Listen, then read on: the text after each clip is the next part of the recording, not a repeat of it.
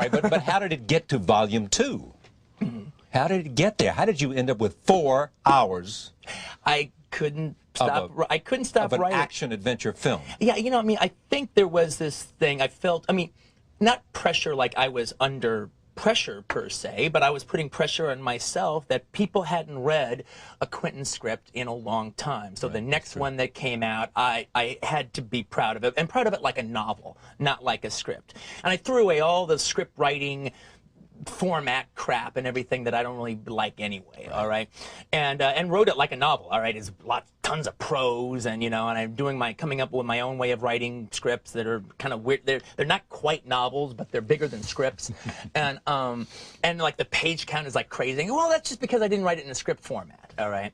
Now it's funny. I still think that that's a very pleasurable way to read a piece of work. All right. Having said that, I kind of see now. I'm not writing a blueprint. I'm writing literature. All right. So this is not for the production manager. It's for ever. All right.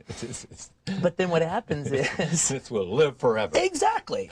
Okay. Then I start realizing as I'm making this tomb, which by the way was so asinine that I actually wrote scenes in the script that I had no intention of shooting it that way, but on the page it was better. It was so sweet. Yeah, on the page it was like, well, oh, in a novel, this is what I'd want it to happen. I'll change it on the movie day, all right? You were flying. Yeah, and so the thing about it was, it got to be, as I'm making the movie, I'm realizing why people make blueprints as opposed to writing novels, all right?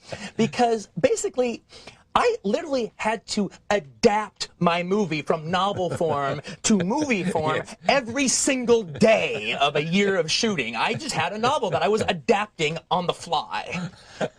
And so you end up with 4 hours? End up with 4 hours. Yeah, but did you actually end up with 4 hours and then or did halfway through shooting? Yeah.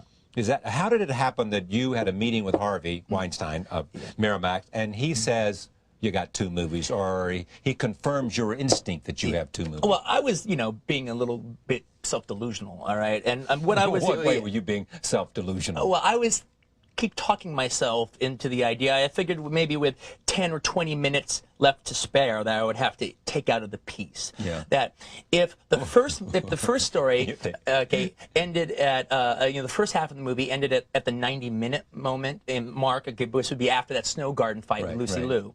All right, then that would give me an hour 10 maybe at the most to wrap up the rest of the movie. I thought there might be a way to do that. In one movie?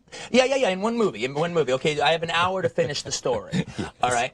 And so in the end, it'll be 2 hours and 20 minutes. Yeah, no. It was going to be, I figured like 90 minutes for the other one and then another hour, all right, to wrap it up. All right. And so, maybe 3 hours, maybe a little less. And that's okay. That's where you're delusional. Well, that's just the price of doing business, all right? I figured that was just the only option I had. We're talking about a great script and we're talking about a genius, so why not? Yeah, but I mean, the thing about it is, I wouldn't have had the balls, all right, to come out with a 4-hour, like what they used to do in the 60s, a roadshow print, like Battle of the Bulge, all right, you would not have had the balls to do that? No, not really. You're Quentin Tarantino, come on. Yeah, it's like, that seemed kind of daunting, all right, and with an intermission in the middle and everything. Okay, but is there also this that's part of your own mindset? You have got to be good this time out. All right? Because you created Pulp Fiction. Jackie Brown, which you liked a lot, did not get the same reception that Pulp Fiction did. Right, you know you've got to be good. You've done this acting thing, and you've been having fun. You've been hanging out with Robert Rodriguez and other things. But this has got to be good. Oh, no, that's for sure. Quentin has got to say, I have lost none of the juice that I had before. But now, it's funny, though, because, I don't actually consider that, like, pressure in any negative sense or anything like that. It's like, You don't feel like you've created a bar that you have to meet every time? Or is that just where you think... Oh, no, that's just where I belong. That's where I belong, all right? All right. All right, no, I want to have, I have high expectations for myself, and I don't want to do slough-off work and everything. And I want to live up there. That's where the minute, if I start living down here for like 4 films, then I quit. All right, then the only reason you haven't created more Pulp Fiction since you created Pulp Fiction is because you got off on this track. It took 4 years to write the great World War II classic that you have not yet found an ending for. Yeah, I mean, I've got an ending now. It actually did work. It actually did work. That Kill Bill did kind of help me tame it. All right, so you didn't feel like that you were losing anything. You knew you had everything Oh, going. I was working on the script every day. It was blowing my mind. Okay, so you've got a film. You think I can make this into 3 hours, maybe? I'm full of it, but I'm telling myself I can, and with you know some few tears and a few bloodshed in there when it comes to taking stuff out, it can make it work because that's just the way it was. Yeah, all right. Okay. And then all of a sudden, literally on the last month of shooting, Harvey Weinstein comes on the set and comes up to me and says, you know, Quentin, I like help you have to cut anything out of this movie. Now he's seen what? He's seen a rough cut? No, we had just shooting. Yeah, just he saw some dailies. Okay, that's it. Yeah, just a few dailies. That's all. Now, is he thinking just commerce or is he thinking art? No. He was like, you know, he was literally coming from. I mean, look. Now that everything's worked out great, all right, as per usual, Harvey Weinstein is the smartest guy in this town and Hollywood, all right? But people thought he was an idiot, all right? And there was a gigantic chance that we took on this. I mean, he didn't love the material so much that he said it's 2 movies. He had to have thought, well, look, Lord of the Rings showed that you can have 1 film that becomes 3. Exactly. Yeah. Yeah. I mean, admittedly, there was some confidence there because we had a, you know, that the audience template. will not be turned off by the fact that 1 movie was filmed and became 2. Yeah. I mean, the question literally was it big enough to do it? Was it substantial enough to do it? I mean, it's one thing to be a big epic like Lord of the Rings and do it, and whatever you felt about The Matrix, it was an epic. Yeah. Exactly. All right. And so, you know, it has some substantiality there. All right. To me, I was more worried about the second half because, like, I knew I had my big battle scene at the end of Volume 1. All right. So will it bear that kind of weight? But the minute he brought it up, I literally, it was funny because he brought it up to me and then I go, okay, well, let me go shoot this thing and let me think about it. I come back about 45 minutes later and I go, okay, Harvey, I figured it all out. This is what we do. And that's exactly what we ended up doing. So he was like a teddy bear about all this. Yeah, he was really, he was wonderful about it. He encouraged it. All right, so here's the question though. Do you have here 2 movies, of which everybody's raving about the second? Not everybody raved about the first, except aficionados who love the genre, the subgenre. Yeah, exactly. Those are the people who said, this is the better part of the 2 movies, right? Yeah, exactly, yeah. All right, but most people, most average moviegoers love the second, and the critics love the second better than the first. Fair? Oh, yeah, well, it was more split down the middle with the first one, you know, critics. But, yeah. All right. Fair. Can you, in your head, make an argument that I had 1 great movie here, 1 really great movie, and I ended up with 2 good movies? No, not at all. As a matter of fact, I think one of the reasons, it would be very easy for them to say exactly what you said if they felt that way. One of the things that's happening that's really cool, and it's the only reason people are saying, oh, wow, visionary work or epic or whatever the hell they're saying, all right, is the fact that it's like when you see Volume 2, you also kind of watch Volume 1 again in your own mind, and you see it as one big movie. When you watch Volume 2, you almost feel like you've just seen Volume 1, and you've now seen the conclusion of the movie. And you know what's great? You can go get the DVD for Volume 1 and watch it before you go into the theater to see Volume 2. Exactly. And then one of the weird parts about this movie, though, I mean, it's really strange. I can't imagine ever making another movie that this would be applicable, is just because of this weird way I did it and with all these little chapters and so mini movies inside of other mini movies, it's like, it's open for many different ways to view the film. All right, and what I mean by that is this. You can watch Volume 1, see that movie, and then you can go watch Volume 2 and see that movie, and then that's one experience. If you were to watch it as one big 4-hour movie with an intermission, you would have a different experience, but equally valid. How is it different? Well, it's just, but I'm not even finished yet, because it's also the kind of thing that if, say, serials were still a profitable thing that you could do, you could literally release, it's like 10 chapters of this epic, all right? You could release 1 chapter in front of whatever new movie opened that week, all right, in the theaters, and at the end of 10 weeks, you would have seen Kill Bill. You would have had a different experience, but it would be no compromise in the, in that experience. Do you have a sense about where you are in your life and what you're doing that just simply, I got too damn much to do, you got too many ideas, too many things that you want to do, and so that the task for you is to focus? Yeah, well, it actually proves now to be kind of problematic in writing, because when I get my imagination started, it's just really hard to stop it. And in the case of both, I mean, there's all this stuff that I wrote for Kill Bill that just I never even bothered typing it up, all right, because it already was big enough as it was. All these different avenues I could have gone down and stuff. And same thing with the last couple things I wrote. And it's like, what am I trying to do? Make movies that are bigger than movies?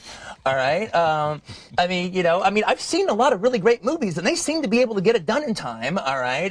I never really wanted to transcend movies. I wanted to empower movies. All right. But when I start writing, I write these crazy novels, and I don't know what to do about it. Well, write a novel. That's what you can do. Write a novel and don't make a movie out of it. Give me the ideas that spawned Kill Bill beyond the notion. Of all the movies you had seen, was there one or two that inspired Kill Bill beyond the notion of the opening scene where somebody has been badly damaged and they set out to do in the people who did them? Yeah, it's like, there is this kind of fun aspect where at some point, but even way back when I was even talking about it with Uma, that this would be my exploitation movie, all right, where I empower and hopefully, make other people see exploitation movies through my eyes. You wanted to make the best exploitation movie ever made. No, I wanted to make the big Mamu of exploitation movies, all right? And, if you like them, then, okay, here it is, baby. If this is what you want, I got it for you. Yeah, exactly. And the thing is, by doing a chapter style, you can kind of change the format every time when it comes to a new chapter. But also with a revenge movie, where basically we've all seen revenge movies a million times, right? You've got like 5 people on the list, you're going to track them all down. Well, I was able to do a thing where, like, revenge movies, well, every third kung fu movie is a revenge movie, every third samurai movie, every third spaghetti western is a revenge movie, all right? So thus, I'm able to deal with all these different subgenres that I love and everything, all in the course of this one story. And each person on her death list, whether it be Lucy Liu's O-Ren Ishii or Vivica Fox, and like brings the kind of Pam Grier movies into the film, all right? Each person kind of represents a different genre. Right. And so what then happens in the second? So the second, volume 2, is just about killing Bill. Yeah. Well, she's got 2 other people on the list she's got to take care of, all right? But it's not really about killing Bill. Well, it's about heading towards Bill. Yeah. And the thing is, there was an aspect where on volume 1, what I was all about on volume 1 is boiling down a revenge movie to its very essence. I mean, like I said, I just described what a revenge movie is. We've all seen it, all right? You don't need to keep emphasizing a story when you know what the story is, all right? So I'm able to kind of make a cool little action movie where I take all the boring scenes, all right? We just go to the high points. And but also it was my chance to really prove to myself more than anybody else, to prove to myself that I'm a top director, that I can do action, because I've always considered action directors are like probably the greatest cinematic directors, all right? And even directors who like maybe don't just do action but can do action beautifully, like say like Francis Ford Coppola in the helicopter sequence of Apocalypse Now. I mean, that's just to me choreography, the pinnacle of movie making, all right? That sequence. And I've never really done that before. So if I'm going to throw my hat in the ring, I'm going to like throw it in. I want to throw it in with the big boys. I don't want to be okay. I want to be as good as them, if not better. Not saying I am, but that's the goal. Yeah. All right. And at the end of it all, since I know action scenes and I know what gets me off, all right, then it's like if I didn't do it, I would know it. All right. And I was like, okay, I guess I'm not as good as I think I am. Stick to the dialogue. But there was an aspect about it that was quite thrilling of testing to see if I would hit my head on the ceiling of my own talent. Okay, did you do it? I mean, in other words, did you hit the head on the ceiling, or did you not? And in fact, tell me. You did not in your judgment. No, I think I did it. Yeah. You hit the head on the ceiling. In other words, you went as far. You were as good as you. Yeah, exactly. Yeah, hitting the head on the ceiling means like you've stopped yourself. All right. I think that House of Blue Leaves fight sequence, that battle sequence at the end, is as good as anything I've ever seen action-wise. Is that right? Yeah, I'm pretty proud of it. Yeah. What action movie informed you other than the helicopter scene in terms of what you thought was the epitome? Oh, that's a good question. I mean, well, the helicopter scene was where I started, but also there's in particularly in that sequence, there's it's a staple of the old Shaw Brothers kung fu films of like the 1 against 100 fight. Yeah. That usually happens either in a restaurant or happens in a casino. All right, where Jimmy Wang Yu or whoever comes in and they send all the guys and they butcher knives and whatever, and he takes them all on. All right, and that's a classic classic scene in many kung fu movies, and like a couple of the movies that really informed that was this one Jimmy Wang Yu movie called The Chinese Boxer, which has a fantastic, actually the first of those won against 100 fights, all right, in a casino. That's fantastic. There's another movie, Shang Shi, who is literally like the John Ford of old school martial art films, Shaw Brothers. Did a film called Vengeance, was sort of his version of Point Blank. In that? And there's a scene where this guy, where the Tai Lung, who is in The Killer, is murdered. But the thing is, before he's murdered, he fights like 100 guys, and they even have a sequence in it in The American Prince, where at a certain point it gets so bloody it goes to black and white. Yeah. You know, and I was like, wow, that's really cool. All right. Then I actually saw the actual Chinese version of it, and they never go to black and white. I go, well, hell, I can take that.